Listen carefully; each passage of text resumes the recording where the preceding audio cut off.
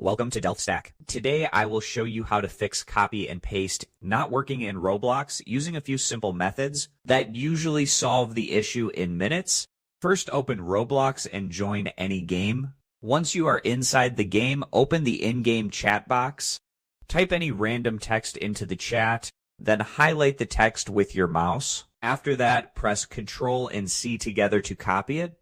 Next, press Ctrl and V to paste it back into the chat box. Many players say this quick trick refreshes the clipboard and restores copy and paste functionality inside Roblox. If that does not work, the next step is restarting Roblox completely. Close the Roblox client or Roblox Studio fully. Make sure the application is no longer running in the background. Then reopen Roblox and test copy and paste again. A frozen clipboard bug is often fixed by a simple restart.